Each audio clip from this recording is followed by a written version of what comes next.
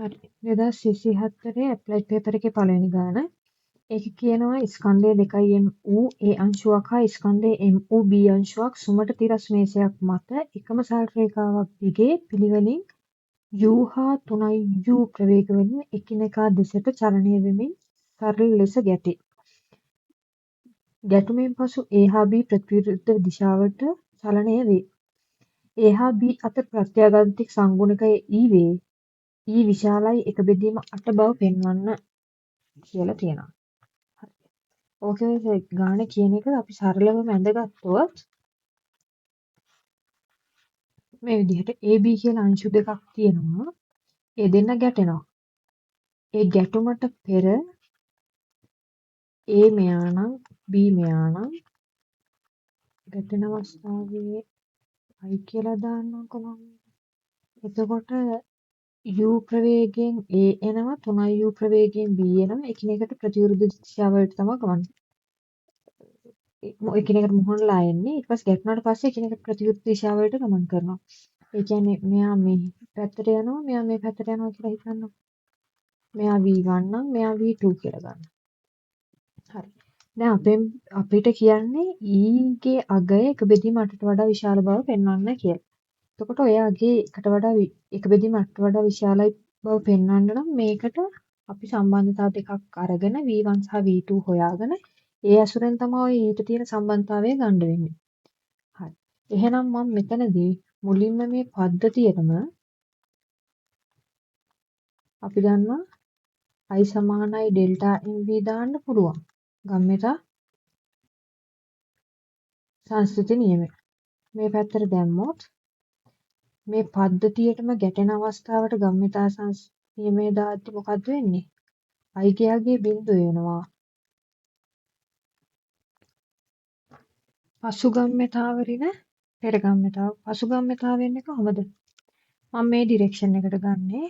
පසු ගම්මෙතාව මට එනවා මෙයාලගේ ස්කන්ධය මෙයාගේ 2m B ගේ ස්කන්ධය m කියලා දීලා තියෙනවා. එහෙනම් පසු ගම්මෙතාව වෙනවා MV2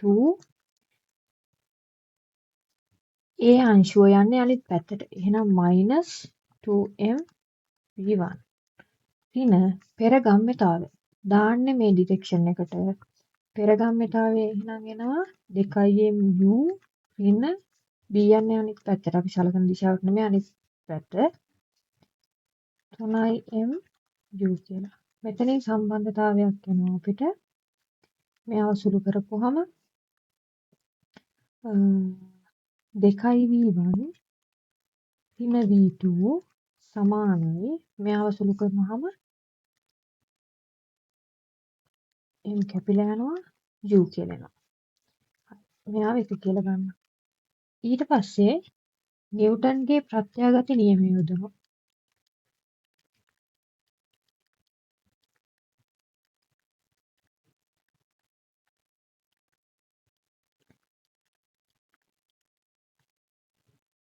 ඒකෙදි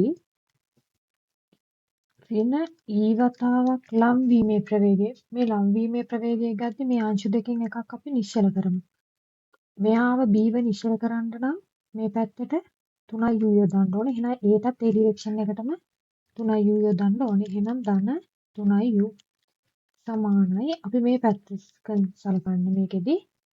එහෙනම් මේ වෙන්වීමේ සාපේක්ෂ ප්‍රවේගය ගද්දි b ව ආය නිශ්චල කරොත් අපි මේ ඩිරෙක්ෂන් එකට v2 යොදන්න ඕනේ. ඒ ප්‍රමාණයක්ම එහෙනම් මම ඒ අංශුවටත් යොදපුවාම ඒ අංශුවට යොදන්නේ අපි සලකන දිශාවට ප්‍රතිවිරුද්ධ දිශාවට. එහෙනම් ඍණ v1 v2 කියලා එනවා. එහෙනම් මේකෙන් සමීකරණයක් එනවා v1 ධන v2 සමානයි 4i u කියලා. මේක 2 කියලා ගමු. දැන් මේ දෙන්න අතර සම්බන්ධතාවයකින් අපි v1 v2 හොයාගත්තාම 1 සහ 2 සමීකරණ එකතු කරපුවාම මට v2 කැපිලා යනවා මම ඉතින් එනවා 3i v1 සමානයි u දන්න 4i u නම් v1 සමානයි u බෙදීම 3යි 1 දන්න 4යි e කියලා. මම මෙයාව තුන්වෙනි සමීකරණය විදිහට ගන්නවා. අපි V2 හොයාගන්නත් ඕනේ. V2 ගේ අගය අපිට ගන්න පුළුවන් මම දෙවෙනි සමීකරණයට මේක ආදේශ කරොත් V2 වෙනවා 4යි u පින u බෙදීම 3යි 1 ධන 4යි e. V2 උක්ත කරාම මට එනවා මෙතනින් මට u බෙදීම 3 එළියට ගන්න පුළුවන්.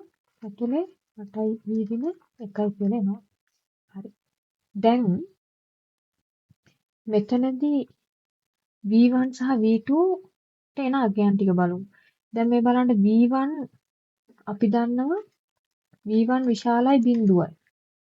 හරි. එහෙම වෙන්නේ කොහොමද? මේ U අපි මේ දිශාවටමනේ සැලකුවේ. එතකොට එහෙනම් U ධනයි කියලා ගත්තාම අපි දන්නවා E ධනයි. එහෙනම් V1 ධනයි. එහෙනම් අපි මේ V1 යනවා කියලා ඒ ගැටුමෙන් පස්සේ යනවා කියලා ගත්ත දිශාව හරි. එහෙනම් මේ V2 කියන එකත් මොකක් වෙන්න ඕනේද? එකිනෙකා ප්‍රතිවිරුද්ධ දිශාවලට නයි යන්නේ. මේ V2 කියන එකත් ධන වෙන්න ඕනේ. අපි මේ ගත් දිශාවට තමයි යන්න ඕනේ. එහෙනම් මට කියන්න පුළුවන් එම නිසා V2 විශාලයි බිඳුව වෙන්න ඕනේ. එහෙනම් V2 විශාලයි බිඳුව වෙන්න නම් අපි දන්නවා 8යි e දින 1 විශාලයි බිඳුව වෙන්න ඕනේ. එහෙනම් 8යි e දින 1 විශාලයි බිඳුවයි e කියන්නේ 8න් එකට වඩා විශාලයි. එතකොට ඔයාලට මේ ගානට ලකුණු 25ක් එනවා. ওই ලකුණු 25 එන්නේ මේ ගම්‍යතා සංස්කෘති නියමය හදලා තියෙනවට ලකුණු 5ක් දෙනවා. ඊට පස්සේ මේ නිව්ටන්ගේ ප්‍රත්‍යාඝාත නියමය හරියට යොදලා තියෙනවට ලකුණු 5ක් දෙනවා. V1 අගය හොයනවට ලකුණු 5ක් දෙනවා. V2 අගය හොයනවට ලකුණු 5ක් දෙනවා. මේ තර්කයේ භාවිතයෙන් මෙතෙන්ට සුළු කරනවට ලකුණු 5ක් දෙනවා. ওই විදිහට තමයි ගානට ලකුණු 25 හම්බෙන්නේ.